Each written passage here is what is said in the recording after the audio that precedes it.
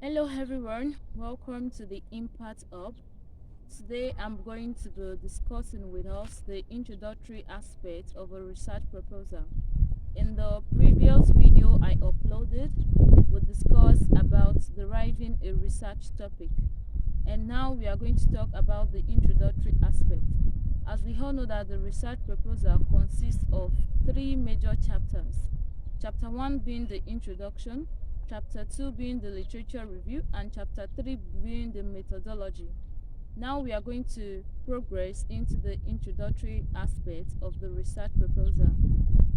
When writing the introductory aspect of a research proposal, we should all know that it consists of several subsets. For example, when you're writing your research proposal, your introduction, when you write like 1.0, which is the chapter 1, that is the introduction, to indicate that this is the introduction. Then you proceed to 1.1, which will be the background of the study. This background of the study, in this particular subset, you are going to explain, like you can define the history of the particular object or subject in which you are discussing about. For example, let's say you are discussing about the economic analysis of vitamin A cassava production. Here you are going to make us understand where vitamin A cassava production started from, probably from a particular country. You are going to tell us the name. For example, like cassava, you say like Manihor species, of which vitamin A cassava is like another variety which was developed in order to, like how should I say, solve the problem of the deficiency of the vitamin A which is in the cassava. Just give us an introductory aspect, like background to the study. Tell us where the crop was from or the object. It might be another research topic which is not pertaining to agric, but the object which is in your topic or the subject, you would just try to just explain to us there. You understand now? Yeah. And then the next one, 1.2, is going to be the problem statement. This is very important because that's like give us an eye-opening statement about what the research proposal is solving. Is like a gap, the gap in knowledge which you want to fill. You understand me? It's stating that why do we need this research? And don't be mistaken, it's kind of like synonymous to justification of the study, but not the same thing. Problem statement is just stating like, okay, why do you want to do this study? For example, the example we are using, the economic analysis of vitamin A cassava production. Why do you want to do the economic analysis? Why? That is what the problem statement is about. And in this particular aspect, you are going to like explain the reason why you want to do that particular research. Probably while you were doing your literature review, you found it in the empirical review that some people concluded this or some people proposed this concerning that particular topic. That was what prompted you to have that particular research. You understand what I mean? Then the 1.3 is the research questions. These are the questions that your topic wants to fulfill. These are the question which your research wants to get, and these are the questions that are going to make up your instruments of data collection. For example, if you are in the social sciences, of which we make use more of, like questionnaire and interview, these research questions will serve as basis for all the questions which you are going to put in your questionnaire. And then if you are like in, let's say, like natural science, like plant sciences, for example, these research questions are going to state they are the basis for the findings, for the practical which you want to go and do on the field or in the lab. That kind of a thing. For example, you can ask that, you can say the research questions, you can state like, what are the socio-economic characteristics of, let's say, vitamin A cassava producers? And also, if it were to be like in plant sciences, you could just say like, what are the let's say the length, the breadth of the leaf count, or the shoot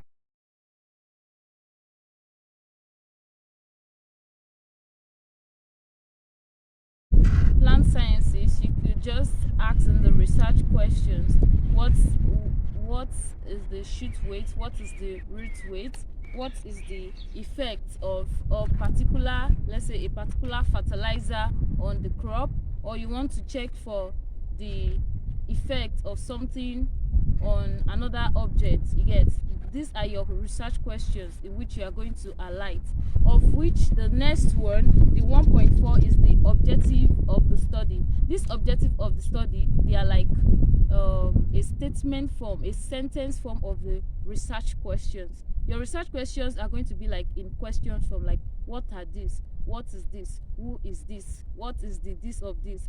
But your objective is going to be like to describe. For example, we ask a research question, like we have a research question one which states that what are the socio-economic characteristics of respondents in the study area.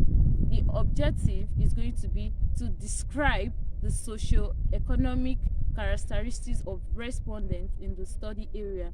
So please, you can see that it's something quite practical. It's not hard, it's something that is quite easy to learn.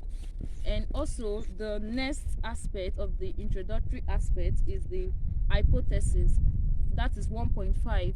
When you talk about the hypothesis is like a guess that, okay, let's say this what you want to check the socio-economic characteristics of this vitamin A cassava producer. Is it that their socio-economic characteristics have an effect on their production?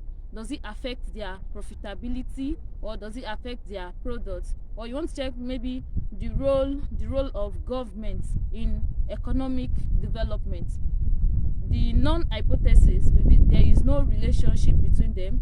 The alternative hypothesis can be, the H1 can be, there is a relationship between them. It now depends on the relationship which you want to check, of which the methodology is going to determine that, like the analytical technique that you use, you understand, maybe correlation or regression analysis, that is going to determine the results that you are going to get, you understand. So like the hypothesis can have, you can have like one, you can have H1, you can have H2, you can have H3, depending on the objective that your research wants to achieve. I hope we all understand. Then we have 1.6, which is the justification of the study. This justification of the study, here you are going to state the reason why that study is researchable, the reason why you want to do that study.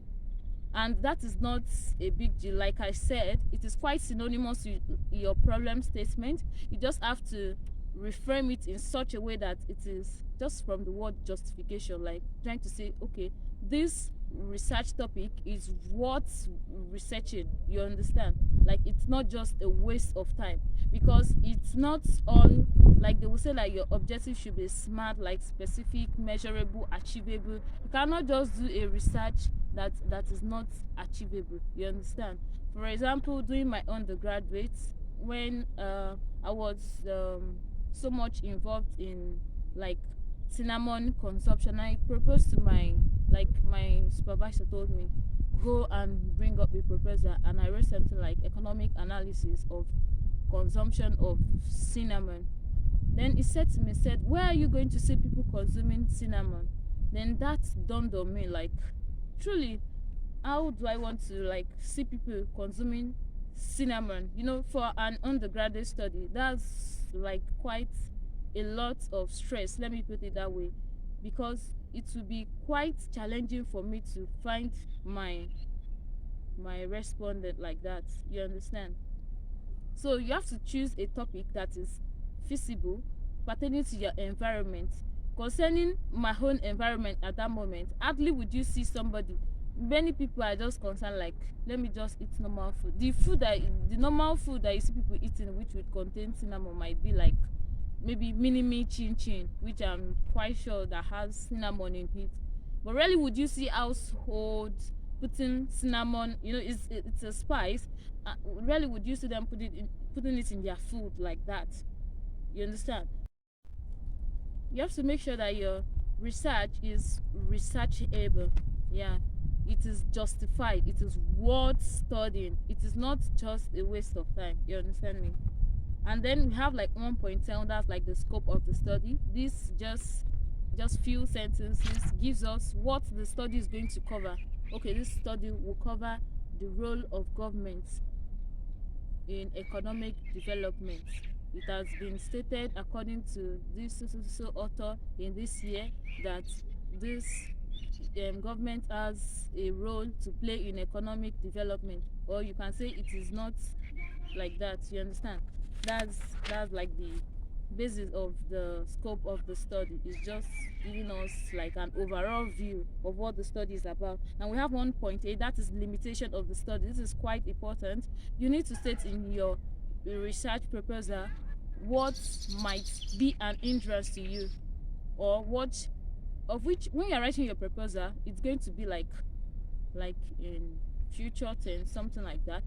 Like, I think this would be, but when you are done with your work and it's like, from chapter 1 to the end, to the recommendation, it's going to be like past tense. I experienced this, and this is quite important when you're going into research. You need to know the limitation of the study.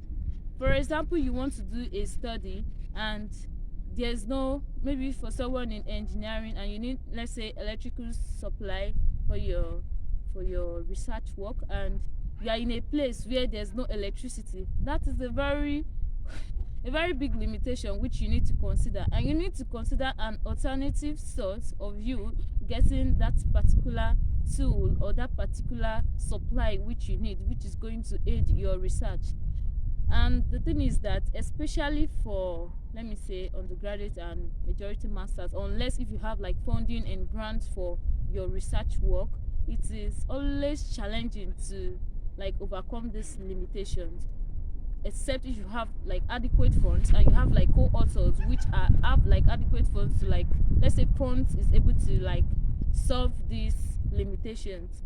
So it is necessary for you to know the limitation and state the limitation of your study, so that anyone that is diving into that particular research topic and is going through your work would be able to know this is what caused that. Although many people don't like have detailed introduction like this, it depends on the school and everything, but like this is the standard. And I personally, if I want to do my research work, I like it being standardized. Like, I don't like cutting anything short. I like everything being in detail. Okay, if this is not required, then I'm going to like put it out. But I think it is essential that all researchers know about this. And then we have the 1.9, which is like operational definition of terms. Here you're going to define the terms in which you have used probably a term. That is so that someone that is just coming up in the field and going through your research work would be able to understand what the research is all about. You understand? But all these subsets majorly, like, let me say, this subsets majorly, when you're writing a research proposal for scholarship application, there are sometimes that they give you limitations to your words that you can put there. I would just advise that for your introduction, let's say they give you, because the NAVA which I applied for, the Ignacy Vukasevich scholarship program which I applied for, there were limits. When I actually wrote my research proposal, it was like quite much. Then I had to like pinpoint the major thing which is needed, which I know it is quite essential. And if you fall into this particular shoe and you're writing a research proposal for PhD and you have like limited number of words, it is quite important that you include your problem statements and a little bit of your justification of study and your objectives. Is either you write your research questions or you write your objective. You can pick one out of the two because it's almost same thing. One is just like a question form, another one is like in just simple sentence form. You understand me? That would make they would know that yes, no, this person know what this person is writing. You understand? They will know, yeah, good. And if possible, probably your research, let's say you have like quite more number of words, you could also put in the hypothesis there. They know that, yes, you know what you are doing. You understand? This is the end of the introductory aspect. So please, if you have a question regarding the introduction, you you can drop it in the comment section. I will go through it and see if I can answer it. And if you feel like if you're a researcher watching this video and you feel like I've left out something, you could please add, or maybe there's a correction to something I said. Please let us know in the comment section. We are all learning. I'm also still involved in research writing, but I think this will be quite helpful for those who are coming up and who really need aid writing their research work. And I pray that God Almighty would help every one of us achieve all our aims through Christ alone. Thank you all for watching. If you are just joining us and you've not viewed the previous video, I've done a video on how to derive a research topic, which is quite essential. You really need to go through this video and go through this process, because when you go through the right process, definitely you would know research is interesting, although like it might consume your time and be tiring at a particular point in time, but it is interesting and worth it. And when you go through the right route, you won't have problem, you won't have challenges. And it is quite essential, let me just put like an addition, it's quite essential for us to like, why sourcing for her data. Once again, I will emphasize how to source for data or information regarding research proposal. If you are one writing research proposal for a scholarship application, it is best. For example, when I wrote my for NAVA, I look for a gap in knowledge here in Poland, which I was able to contribute to, and I think I've shared this, but just in case, I'm just sharing this again. If you're writing a research proposal of, let's say if it's were to be Nigeria, I would advise that you pick a problem which is peculiar to Nigeria, because problems are not the same in all countries. Like, challenges differ depending what might be a problem here might not be a problem in another country. So I would advise that you go through like newspapers, you go through news, you go through research article concerning that particular country, and you look for the gap in knowledge that was there. I went through, like, I wrote on Apple production, the economic analysis of Apple production. I went through articles regarding Apple production. I discovered that there was like a decline between a certain period of years, and I went through some articles which were quite on that too, and I emphasized on that. And I think the common agricultural policy, which is like, there's a policy which is like this agricultural policy they have here, and I looked at it, and there's this like Russian relationship with them too. I think those were the factors like I really emphasized on, and the reasons why this might have caused it. I believe this video should be helpful to someone. Kindly let us know if it's helpful or you feel like there's something I've left out. God bless you all. Have a nice time. Until next time. See you all. Thank you. Bye.